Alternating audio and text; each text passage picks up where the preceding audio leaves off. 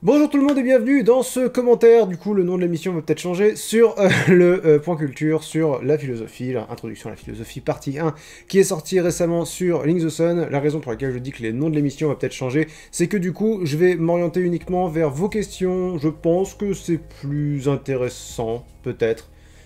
On tente des trucs. J'ai sélectionné 20 questions parce que j'ai un problème avec ce nombre. 20 questions que vous m'avez posées sur Facebook concernant le point culture sur la philosophie et je vais y répondre. Quel délice. Lucas Lowy me demande « Est-ce que tu comprends tout ce que tu dis? Explique dans le point culture. » Alors, posé comme ça, la réponse est oui, je comprends tout ce que je dis dans le point culture. Si tu m'avais demandé « Est-ce que tu comprends tous les concepts que tu développes, enfin que tu exposes dans le point culture ?» Là, faut que je sois plus mesuré, c'est-à-dire que ce que j'ai dit sur les monades, par exemple, c'est vraiment le truc avec lequel j'ai eu le plus de mal, les monades, là, dans la première partie du point culture sur la philosophie. Je pense pas avoir compris le concept de monade. Ce que je vous dis du concept de monade, c'est ce que j'ai compris. Pareil pour le conatus, je suis pas sûr d'avoir bien maîtrisé ce que c'est le conatus. Ce que je vous en dis, c'est ce qui me semble avoir compris. Et j'ai eu plusieurs retours positifs, donc si je disais une grosse connerie, je serais déjà au courant et je pourrais vous en parler. J'ai pas l'impression que je dise de grosses conneries. Pour l'anecdote, j'ai eu un retour, je vous raconte parce que c'est rigolo, j'ai eu un retour d'un lycéen peut-être ou d'un étudiant en lettres qui me dit qu'il a proposé le point culture à son prof et que le prof en question a dit c'est pas bon, c'est plein d'erreurs basiques, ça, c'est pas bon. Et du coup, je lui ai dit, bah écoute, s'il pouvait développer un peu, ce serait chouette, parce que comme ça, moi, je pourrais vous dire où est-ce que je me suis planté. Je sais que j'ai fait des petites erreurs, genre par exemple, j'ai dit que Kierkegaard était allemand et Kierkegaard est danois. En fait, j'ai dit allemand parce que je voulais dire germanique. Je sais pas pourquoi j'ai pas dit germanique. Je dis que Diogène vit dans un tonneau, c'est une simplification, parce qu'en fait, il vivait dans une amphore très grosse, cylindrique. Aujourd'hui, ce serait un tonneau. C'est un tonneau antique, quoi, si vous voulez, sauf que c'était pas un tonneau. Voilà, ce genre de truc. Effectivement, il y a des approximations. Je pense pas avoir fait de gros contresens au niveau de la pensée, si vous voulez. De la pensée des philosophes. Et du coup, le gars a dit « Ouais, d'accord, je vais lui demander de développer », et il est revenu plus tard en disant « Ah, je suis désolé, il a pas envie de développer. Il dit que c'est pas son métier. » Professeur, t'as la vocation ou tu l'as pas. Donc peut-être que je dis plein d'énormes conneries, il y a une personne qui semble penser que le point culture est un tas de daubes, mais quand même la grande majorité des retours que j'ai, y compris de gens qui s'y connaissent, est positive, donc j'ai plutôt confiance. Donc voilà, je comprends ce que je dis dans le point culture, et ça me semble correct. Et ça a l'air d'être correct. Numéro 2, de question de YoBubu, qui me dit « Ne pas parler de Dieu, c'est juste un gag ou une vraie volonté d'éviter les polémiques ?» Réellement, c'est pas une volonté d'éviter les polémiques, c'est une volonté de... Ah là là, comment dire ça simplement? Dieu est un sujet vraiment passionnant, mais dans le monde que je connais, les athées ont tendance à se comporter vraiment comme des cons vis-à-vis de ce sujet. C'est pas stimulant, c'est pas intéressant de discuter d'un sujet qui peut être intéressant avec des gens qui ne sont pas prêts à se poser des questions sur ce sujet. Bon, c'est dommage, parce que c'est un sujet qui est très compliqué. Réellement, si je voulais vraiment parler de l'existence de Dieu, j'ai fait un point culture sur Dieu, et c'est les réactions que j'ai eues. J'en parlais quand c'était inévitable dans la pensée d'un philosophe, et pour certains c'est inévitable, Pascal par exemple. Mais bon, j'évite d'en parler parce que ça vaut pas le coup. Ça va susciter trop de réactions... Tu vois, c'est pas vraiment pas une question de polémique, c'est une question que... Polémique, pour moi, c'est quand les gens vont s'énerver. Là, les gens vont pas s'énerver, ils vont soupirer, ils vont lever les yeux, ils vont... du coup, c'est pas motivant, c'est pas intéressant. Maintenant, peut-être que je me trompe, peut-être que mon public est particulièrement prêt à entendre des réflexions juste sur l'existence de Dieu. Enfin, l'existence de Dieu, qu'est-ce que son existence implique, etc. Auquel cas, mauvaise estimation de ma part, c'est possible aussi. Question numéro 3 de Julie Michel. Quelles sont tes sources? Est-ce que tu as lu carrément les œuvres des philosophes dont tu parles ou est-ce que tu as trouvé des versions vulgarisées pour t'aider? Si je devais lire les œuvres des philosophes dont je parle, ce point culture aurait pas vu le jour avant une grosse vingtaine d'années, je dirais. Donc évidemment, j'ai pas lu les œuvres des philosophes en question, j'ai lu certains paragraphes quand les différentes versions vulgarisées que j'avais soit se contredisaient, soit étaient pas claires, soit voilà. Je vais vous montrer les bouquins que j'ai utilisés. C'est les livres auxquels je suis toujours revenu dans la préparation du point culture. Alors, c'est rare que j'utilise des livres pour faire un point culture, mais là, en l'occurrence, ça s'y prêtait. Je l'ai très peu utilisé, celui-là, le prépa-bac de philo. Je l'ai peu utilisé parce qu'il n'est pas pratique, parce qu'il est pensé pour le bac, donc du coup, c'est rangé par thème, et pas par philosophe, pas par époque. Voilà, c'était pas pratique. Je l'ai feuilleté de temps en temps, voir si je trouvais un concept qui pourrait m'aider, mais je m'en suis relativement peu servi. Celui-là, la philosophie pour les nuls. La série pour les nuls est vraiment très très bien, celui-ci est pas bon du tout. Il est étrangement très peu clair, alors que c'est vraiment le gros point fort de la série pour les nuls, c'est c'est pour les nuls, quoi, c'est-à-dire c'est la clarté, c'est t'y connais rien, on va t'expliquer. Celui-ci est vachement opaque, et puis en plus, il y a des gros partis pris, j'ai envie de dire, sur le choix des philosophes à mettre en avant ou pas. Mais il y a certains chapitres qui m'ont bien aidé. Je pensais vraiment qu'une fois que je me serais procuré ce livre, le point culture s'écrirait très facilement, j'aurais qu'à mettre des blagues sur les concepts qui sont expliqués là-dedans, trouver mes mots à moi, et les... parce qu'il n'y a pas 150 façons d'expliquer un concept, si tu veux. Bah pas du tout. Il a fallu que je me renseigne encore ailleurs, parce qu'il y a des gens qui disent que les points culture sont une repompe de Wikipédia.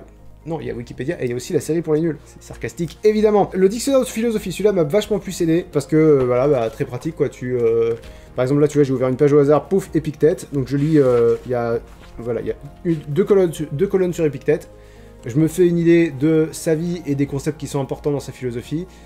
Après, à partir de là, je vais chercher un concept en particulier. Je me suis servi de 7 autres livres, exactement de la même façon. La philosophie de A à Z. Ils m'ont vraiment beaucoup servi pour le point culture, pour les deux parties d'ailleurs du point culture. Dans la même optique que le prépa bac, j'ai réutilisé le vieux livre de Terminal S de l'un de mes deux frangins, parce que j'ai pas fait S. Donc du coup, il y a quelqu'un qui a oublié de rendre son livre à la fin de l'année. C'est une caution que mes parents n'ont pas récupérée. En fait, il explique pas grand-chose, c'est vraiment plus des extraits, des paragraphes, tout ça. C'est sympa quand j'avais besoin d'un passage d'un livre de philo en particulier. Pour le reste, c'était pas très utile. Celui-ci est vraiment très bien parce qu'il est très accessible. Relativement précis. Il s'appelle Des philosophes et des héros de Thibaut de Saint-Maurice. Il fait des parallèles avec la culture pop, entre les philosophes et la culture pop. Alors, des fois, je trouvais les liens un peu flous, t'as essayé de trouver un lien là où il y avait pas grand-chose. Mais d'autres fois, c'est très pertinent. D'ailleurs, je reprends une des métaphores un des liens qu'il fait dans la deuxième partie. Vous verrez de laquelle il s'agit, c'est ça, quand on abordera la deuxième partie du point culture. Fin mai, début juin. Et enfin, les citations, la philosophie pour les nuls. Beaucoup mieux, mais nettement plus réduit forcément, parce que globalement, il propose 50 thèmes, une citation par thème, et l'explication de cette citation. Quand la citation tombe pile sur ce dont j'ai besoin, c'est chouette. Il me semble par exemple que pour le mot mort, il renvoie Épicure. Et donc du coup, il a mis la citation, la mort n'est rien pour nous, puisque lorsque nous sommes là, elle n'y est pas. Et non, lorsque nous sommes, elle n'y est pas, et quand elle est là, nous n'y sommes plus. Du coup, voilà, j'ai deux petites pages qui expliquent vite fait le contexte de la citation, la postérité, ce que les autres philosophes ont fait après avec cette citation, avec cette idée que la mort n'est rien pour nous. Celui-ci est très bien. Maintenant, il est précis, quoi. Il est pointu sur ce qu'il aborde. Voilà. Question numéro 4 de Valentin Picard. Les rap philo de Cyrus North et PV Nova, t'ont-ils aidé pour préparer la vidéo ? Oui. Pour répondre très honnêtement, oui. Je me suis pas servi de ce qu'ils disent pour faire ma vidéo, mais le truc c'est que quand t'es devant un philosophe à la pensée aussi riche que mettons Aristote par exemple, tu te dis de quoi je vais parler. Je veux dire, le gars, tout ce qu'il a écrit est intéressant, beaucoup de choses qui sont relativement simples et exploitables, et du coup, ce que j'ai fait, c'est que je suis allé écouter les raps de PV Nova et Cyrus North pour voir, ok, ils ont deux couplets par philosophe, eux aussi ont dû faire des choix, eux aussi ont dû choisir quoi aborder, qu'est-ce qui est le plus important ou qu'est-ce qui est le plus accessible. Je vais voir ce qu'ils en ont pensé et ça va peut-être me donner des idées. Aristote, ça tombe bien que j'ai pris cet exemple-là, puisque c'est dans leur rap philo, je sais plus. Ils parlent de la voie du juste milieu, je crois. Ils parlent de la vertu dans leur rap. Ou peut-être pas. Je suis pas sûr parce que je l'ai vraiment écouté ponctuellement. Mais du coup, voilà. La vraie réponse à ta question, c'est que oui, ça m'a aidé. Question numéro 5 de Nicolas Régulus qui me demande: Bonjour Link the Sun, est-ce que tu as fait cette vidéo spécialement pour le bac? Auquel cas penses-tu t'attaquer à d'autres matières? J'avais le bac en tête quand j'ai eu l'idée de la faire la première fois. Maintenant, je voulais la faire l'été dernier et ça s'est pas fait parce que ça demandait trop de temps. J'ai fait exprès d'enchaîner 2 parenthèses pour pouvoir bien avoir le temps de faire ce point culture. Et évidemment, quand j'ai commencé à l'écrire il y a plus de 2 mois maintenant, c'était pas encore la fin du monde et je pouvais pas savoir que le bac serait annulé, enfin le bac de philo en tout cas serait annulé. Donc oui, j'avais le bac en tête. Est-ce que j'ai l'intention de faire d'autres matières? Il y a plusieurs matières scolaires qui sont passionnantes. Pas les maths, parce que les maths ça se prête pas du tout au point culture. Ça peut se prêter à une parenthèse quoi, mais un point culture, une fois que t'as expliqué, pas les maths. Les concepts scientifiques, c'est pareil, si tu veux, tout ce qui est littérature, tout ce qui est art, tu peux en faire un point culture qui brosse absolument toute l'histoire, même de façon extrêmement vague et avec des trous énormes. Il y aura toujours un lien avec le programme du bac. Les figures de style, elles sont pas spécifiques au bac. Les figures de style, c'est les figures de style. La philo, c'est pareil. Que la physique... Point culture sur la physique. Je vais vous expliquer le monde. Tu vois, c'est pas un truc qui peut se faire. Et l'histoire et la géo, ça, très honnêtement, ça m'emmerde. C'est pas des thèmes c'est pas des matières que j'aime beaucoup. Point culture sur le PS. En 3 lettres. Le PS, pas le Parti Socialiste. Bref, c'est pas prévu. Peut-être que ça se fera. Mais je pense que j'ai fait les 2 grosses matières qui m'intéressaient. Sur des trucs artistiques, ça peut être bien. Sur le théâtre, sur la littérature française, les romans français, pour être plus précis, parce que sinon je vais pas m'en sortir. Sur le cinéma d'une façon générale, ou sur un type de cinéma, sur l'art plastique, tout ce qui est tableau, tout ce qui est sculpture, voilà, ça peut le faire. Question numéro 6 de Caroline Corsair. Salut Lynx, pour ma part, je me demande si les concepts évoqués dans ton point culture peuvent être applicables dans la vie réelle. Concrètement, as-tu déjà eu l'impression de prendre conscience de certaines choses grâce à la philosophie? As-tu déjà eu l'impression de pouvoir appliquer un de ces concepts dans la vie réelle? Réponse courte, oui, parce que, réponse longue, assez peu dans la première partie du point culture sur la philo. Dans la deuxième partie, il y a 2 philosophes dont je parle et qui m'ont fait me poser des questions directement, quoi, sur ma façon d'appréhender, sinon ma vie, en tout cas, la façon dont je vois le monde. Et je vous dis pas qui c'est parce que on va garder la surprise des philosophes qui sont dans la deuxième partie. Il y en a certains, c'est évident, je veux dire, si je parle pas de Kant dans la deuxième partie, je suis un peu passé à côté du sujet. C'est pas Kant. Mais oui, certaines idées philosophiques, tu te dis, ça te fait te remettre en question, ça fait remettre en question la façon dont tu vois le monde. Maintenant, est-ce que on peut appliquer un concept? C'est ça le truc, c'est que la philosophie, c'est pas quelque chose de carré, quoi. La philosophie, c'est pas des conseils de cuisine, quoi. C'est des questions. C'est des questions qui font que les questions que tu te poses, tu te les poses différemment. C'est le problème, et en même temps, c'est tout ce qui fait la richesse et ce qui fait que la philosophie, c'est génial, c'est qu'il n'y a pas de réponse. Tu agis selon ta réponse temporaire à un instant T qui peut évoluer, qui va évoluer, et qui... Enfin voilà, je trouve ça passionnant. Maintenant, oui, certains concepts de philo ont eu un impact sur ma vie. Théo Fradin, question numéro 7, me demande, étant donné que tu ne cites pas de source et que tu n'es... Mais je viens de le faire. Je t'ai eu. Et que tu n'es pas un expert en la matière, expert entre guillemets, t'inquiète pas, je suis pas un expert sans les guillemets non plus, je pense qu'inviter un fin connaisseur sur le sujet aurait donné plus de poids et de légitimité, comme tu l'as fait dans le point culture sur le corps humain, ou même dans celui sur le véganisme. Ouais, ça s'est bien passé, tu t'étonnes que je le fasse plus. Cela aurait aussi permis, je pense, de donner plus de précision tout en gardant de la dynamique, puisqu'il y aurait un vrai dialogue. Alors, une des leçons que j'ai tirées du point culture sur le véganisme, c'est que le point culture ne doit pas être un dialogue. Le point culture n'est pas un dialogue, le point culture c'est un exposé. C'est moi qui parle. Donc ça, maintenant j'aurais pu prendre l'avis de philosophe ou d'enseignant pour faire ce point culture. C'est pas la façon dont je fonctionne. Sur certains sujets que vraiment je maîtrise pas, genre par exemple sur le corps humain, j'ai fait appel à des proches qui sont dans la médecine, donc du coup qui connaissent bien ce sujet. Mais c'est pas la façon dont je fonctionne. D'une façon générale, je préfère me faire confiance, quitte à dire des conneries. Par exemple, le point culture sur les pirates, il est plein de conneries parce que je suis très mauvais en histoire. J'ai pas la rigueur nécessaire pour être... suffisamment pointu en histoire. Je préfère me planter et revenir sur ce que je dis que faire appel à quelqu'un parce que j'ai peur que ça... Dans tout ce que je fais, il y a un rapport de vous à moi que je trouve important, que je trouve pratiquement essentiel, même j'ai envie de dire, à ma démarche. Là, tu me dis que ça aurait donné plus de poids et de légitimité. Je fais pas un master, j'essaie pas de te convaincre, j'essaie pas de marquer l'histoire de la philo. Faut replacer la vidéo dans ce qu'elle est, c'est un point culture, enfin c'est juste une discussion, c'est juste moi qui suis jamais qu'une personne qui partage quelques connaissances que j'ai acquises ponctuellement et souvent assez superficiellement, qui partage avec vous. Mais c'est tout ce que c'est. Je vois de temps en temps des gens me dire ah, je t'ai cité dans ma copie ou faut pas faire ça. Je suis pas un prof. Je suis pas voilà, je suis pas. C'est comme tous les gens qui disent comment ça se fait que j'ai plus appris en une demi-heure de point culture sur la philo que en une année de cours à raison de 5 heures de cours par semaine. Je pense que les gens qui pensent ça me donnent beaucoup plus d'intérêt qu'ils en donnent à leurs profs. D'une. De deux, je pense que beaucoup de profs aimeraient avoir 2 mois pour préparer une demi-heure de cours. Et 3, je suis pas un prof. Je suis là pour vous divertir et éventuellement en vous divertissant, vous apprenez des trucs. C'est ça la démarche. Les profs sont pas là pour vous divertir, ils sont là pour vous éduquer, pour vous apprendre des trucs, pour vraiment vous enseigner des trucs. Voilà, j'imagine que j'ai répondu à ta question. On va passer à la question suivante. Numéro 8 de Clément McLeroy. Pourquoi pour le stoïcisme ne pas être attardé sur Zénon de Kitium plutôt qu'Épictète? Il était tout de même au stoïcisme ce qu'était Épicure à l'épicurisme, non? La réponse est très simple, c'est que Épictète, il y a l'histoire de la jambe. C'est vraiment aussi simple que ça. Je trouve que l'anecdote de la jambe cassée d'Épictète résume très bien et très visuellement le stoïcisme.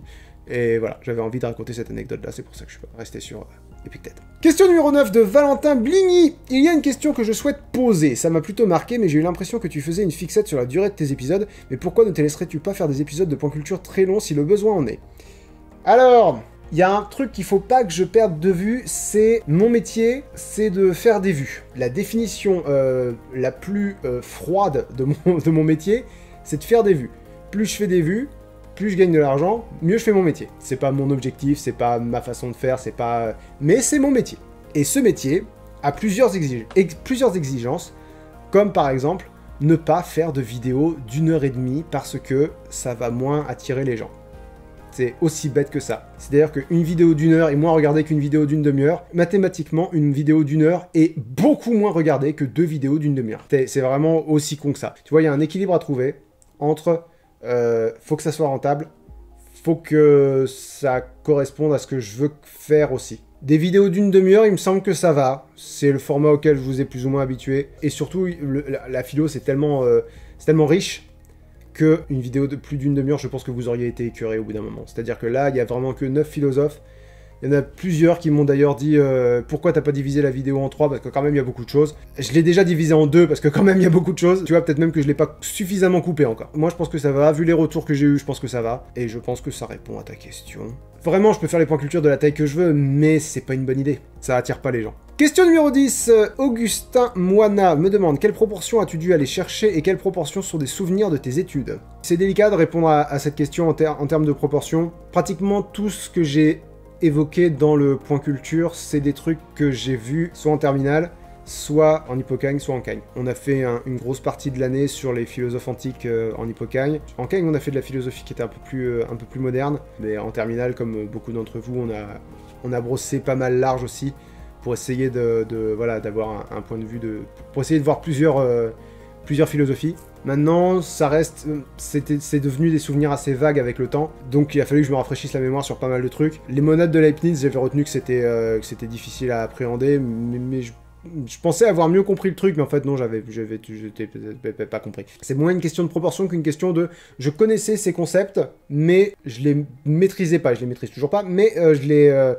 j'aurais pas su en parler pendant une demi-heure. Je pense que ça répond à ta question. Question numéro 11 de Marco quelque chose. J'en suis à 2 visionnages et j'adore, merci beaucoup. Es-tu passé par des enseignants ou des philosophes pour étayer ta réflexion? Étais-tu inquiet pour l'accueil de ta vidéo? Donc la première question, j'y ai déjà répondu. Étais-tu inquiet pour l'accueil de ta vidéo? Je le suis toujours. Je le suis toujours parce que ce qui est important pour moi, c'est de vous rencontrer, c'est que ce que je dise fasse écho chez ceux qui vont regarder. C'est pas grave que vous soyez pas nombreux, que vous soyez moins nombreux, ou que voilà. Ce qui est grave, entre guillemets, à mon échelle, c'est que, pas que vous passiez à côté du sujet de la vidéo, mais que j'arrive pas à vous investir dans la vidéo. J'arrive pas à ce que vous sortiez quelque chose de la vidéo. Soit que ça vous fasse rire, soit que ça vous fasse passer une meilleure soirée, soit que vous ayez appris des trucs, soit que ça change votre façon de voir certains trucs. Ce qui est important pour moi dans mes vidéos, et toutes mes vidéos, que ce soit Link the Sun, Linksoft, toutes mes vidéos, l'important c'est que vous ayez pas perdu votre temps, vous ne soyez pas ennuyé, vous n'ayez pas rien sorti, voilà, que j'aurais pu ne rien sortir, ça aurait été aussi bien, sinon mieux pour vous, quoi. Et là, en l'occurrence, ça n'a pas été le cas. J'étais assez confiant que ça intéresserait au moins une partie d'entre vous. Et la vidéo a été très bien accueillie, donc voilà, j'avais pas de raison d'être inquiet. Mais je suis sinon inquiet, toujours concerné par l'accueil que va avoir ma vidéo quand je la sors, évidemment. Question numéro 12 d'Aurélien Le Guern. Prépares-tu ce point culture depuis plusieurs années ou as-tu commencé à le préparer uniquement une fois que le point culture sur les clichés de films d'horreur est sorti? J'aime beaucoup comment cette question est formulée. C'est est-ce que ça fait quelques jours ou quelques années que tu travailles sur ce point culture? Alors, j'ai toujours un nuage d'idées de point culture dans la tête, d'idées de vidéos dans la tête. Et puis, quand arrive l'heure de faire une vidéo, j'en prends une et puis je la mets en route. Ce point culture là, donc je vous ai dit, je devais le faire en juillet dernier.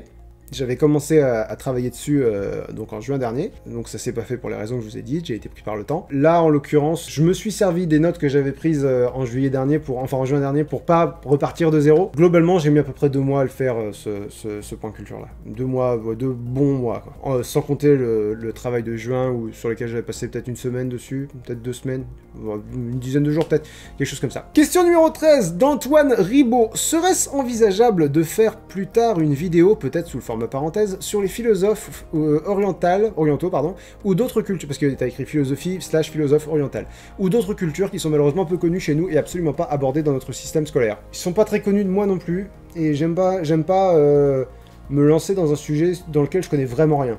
Donc je pense pas que ça se fera. Il y a plus de sujets dans lesquels je m'y connais un peu et qui sont plus... Ce serait passionnant, hein, j'en doute pas une seconde, mais je pars vraiment de rien, du coup ce serait vraiment à l'aveugle et ça me plaît pas, quoi. Maintenant, voilà, maintenant, comme je dis, je pense que ça peut être intéressant.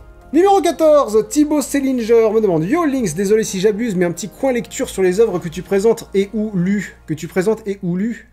Et ou a lu, du coup, pour ce point culture serait intéressant. Alors, on ne lit pas de la philosophie comme on lit des romans. Les coins lecture, ce sont des romans que je lis. Ça se lit très vite. Voilà. Un bouquin comme, je sais pas, comme le discours de la méthode de Descartes, c'est pas tu lis 1 heure par jour et puis en 2 jours tu l'as fini et puis on est bien. Non, tu peux passer 1 semaine sur un paragraphe pour être sûr que t'as bien assimilé. Donc non, je ferai jamais de coin lecture sur des œuvres philosophiques. C'est absolument impossible. Il y a des gens qui passent leur vie à étudier un livre d'un philosophe. Les coins lecture, c'est du divertissement. C'est des romans, c'est léger, c'est... La philosophie, c'est complètement autre chose. Tu lis pas de la philosophie comme tu lis des romans. Voilà, je finis par là où j'ai commencé. C'est magnifique. Question numéro 15 de Johan Musidlak, peut-être. Salut Lynx, j'ai vu que tu avais parlé de Matrix pour illustrer le déterminisme, scène de l'oracle et du bonbon. Mais quid de la ligne scénaristique de la trilogie qui reprend pas mal l'allégorie de la caverne? Et ben justement, non, je pensais ça quand j'étais plus jeune aussi.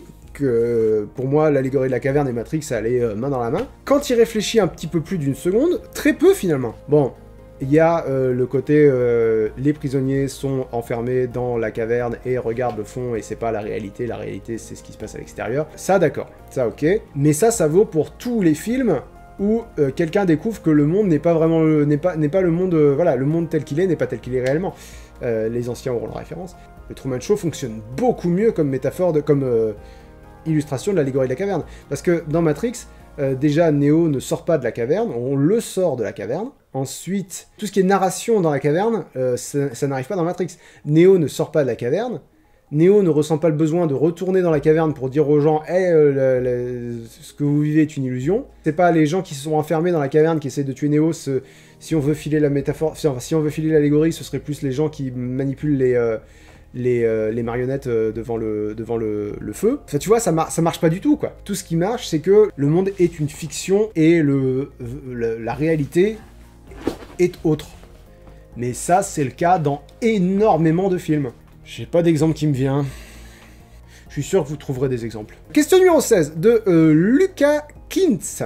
Salut Lynx, j'aurais une question. De toutes les philosophies que tu as présentées, laquelle se rapproche le plus de ta propre philosophie de vie? Alors celle-là, je l'ai gardée parce qu'il y a plusieurs questions qui y ressemblaient. En fait, tu utilises deux acceptions, deux définitions, si tu veux, du mot philosophie qui sont complètement différentes. La philosophie, c'est pas des philosophies de vie, quoi. Si tu veux, moi, je mène pas ma vie en me disant quelle est la source de la connaissance. Est-ce que c'est plutôt la raison ou est-ce que c'est plutôt l'expérience? La philosophie, ça m'aide pour des choix ponctuels, ça façonne ma façon de voir le monde. J'ai des valeurs que j'essaye de suivre autant que je peux. J'essaye d'être à l'écoute, j'essaye de comprendre le monde dans lequel je vis, j'essaye d'envisager plusieurs points de vue pour essayer d'éviter d'être piégé dans l'idée que je me fais de certains trucs, par exemple. Tu vois, c'est des trucs comme ça, mais ça, c'est pas de la philosophie, c'est la philosophie, quoi. Les philosophes antiques étaient un peu comme ça, étaient un peu en mode... ce que je dis, c'est la façon dont il faut vivre. C'est-à-dire Épicure, par exemple. Mais par exemple, un gars comme Kant te dit pas comment faut vivre. Si, il parle du devoir moral, vite fait, mais... T'es pas kantien si t'appliques le devoir moral à la lettre. Si tu veux, autant il y a des philosophies envers lesquelles je suis méfiant, autant il n'y a pas de philosophie dont je me dis je pense comme ça. Non, il y a des philosophies qui rencontrent plus ou moins de réticence dans ma façon de fonctionner. Mais une philosophie qui n'a aucune réticence avec ma façon de fonctionner, généralement ça veut juste dire que je trouve que... c'est même pas que je suis d'accord, c'est que je me dis, je vois la cohérence du truc. C'est une question qui est pas évidente et surtout à laquelle je réponds pratiquement pas, mais parce que vous étiez nombreux à poser cette question, il me semble que c'était important de clarifier cette espèce non, c'est pas analogie que je veux dire, d'amalgame entre philosophie de vie et philosophie.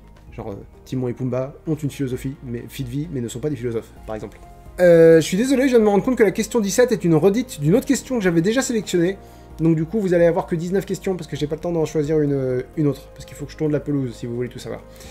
Question numéro 18, de Kevin Kabebekoué peut-être, ou Kaibekou, ou je vais dire Kabebekoué, mais si c'est pas ça, je suis désolé. Tu as dit à plusieurs reprises qu'à chaque nouvelle vidéo, tu perdais des abonnés, tu n'as pas peur que traiter des sujets aussi peu fédérateurs soit dangereux pour ta chaîne. Pour répondre à ta question, non. Ensuite, quand je dis que je perds des abonnés, je vais vous montrer. Je vais vous montrer le... Voilà, ça c'est la fluctuation des abonnements sur Link the Sun quand j'ai sorti le point culture sur la philo. Est-ce que vous voyez ce que je veux dire quand je dis je perds des abonnés quand je sors une vidéo? Est-ce que ça vous inquiéterait, vous? C'est-à-dire que je perds des abonnés le jour où je sors la vidéo. Et le lendemain, je gagne à peu près 2 fois, 3 fois, 4 fois, 5 fois le nombre d'abonnés que j'ai perdu le jour de la sortie de la vidéo. Non, au contraire, je pense que même plus tu traites de sujets pointus et plus tu traites de sujets divers, plus ça va intéresser un grand nombre de gens.